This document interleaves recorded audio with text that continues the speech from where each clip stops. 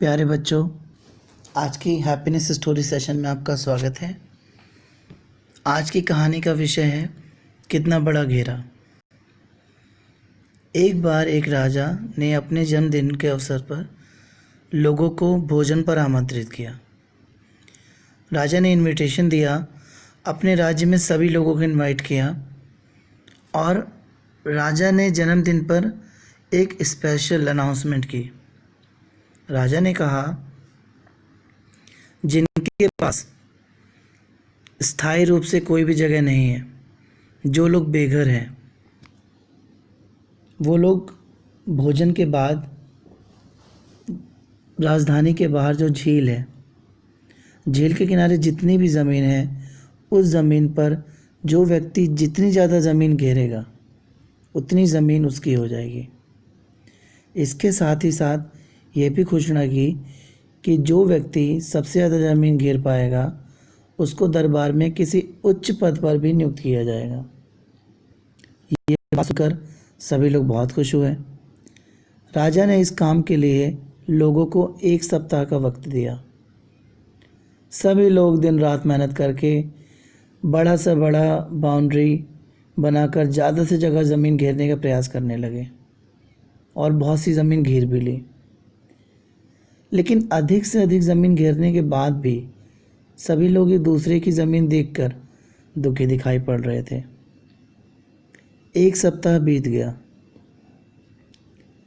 जब राजा ने सभी के द्वारा घेरी गई ज़मीन को नापने का आदेश दिए, सभी की ज़मीन नापने के दौरान राजा ने देखा कि एक व्यक्ति ने घेरा बनाए बिना ही एक झोपड़ी बनाकर उसमें अपना कुछ सामान रखा हुआ है। उसके चेहरे से प्रसन्नता की झलक भी दिखाई पड़ रही थी। जब राजा ने उससे पूछा, तुमने घेरा क्यों नहीं बनाया? उस व्यक्ति ने कहा, महाराज, जितनी भी ज़मीन घेर लो वह कम ही लगती है, इसलिए मैंने अपनी आवश्यकता के अनुसार जब मैं अपना सामान रख लिया है और मैंने धरती के एक छोटे हिस्से को अपनी ज़मीन ना मानकर पूरी धरती को ही अपनी ज़मीन मान ली है, इसलिए घेरा बनाने की आवश्यकता मुझे महसूस नहीं हुई।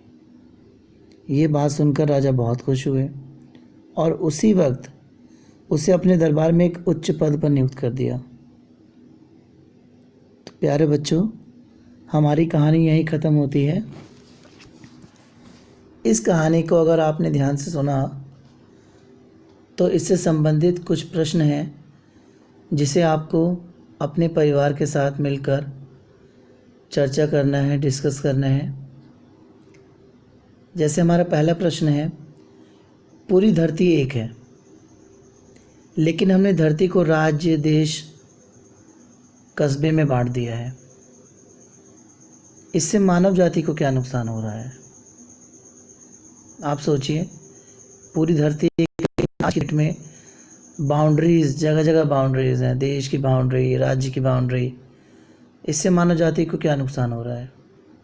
दूसरा क्वेश्चन, पूरी धरती ही एक परिवार है, हम ऐसा चाहते भी हैं और बोलते भी हैं, लेकिन वर्तमान समय में हमारे जीवन में दिखाई नहीं पड़ता। इसके क्या कारण है?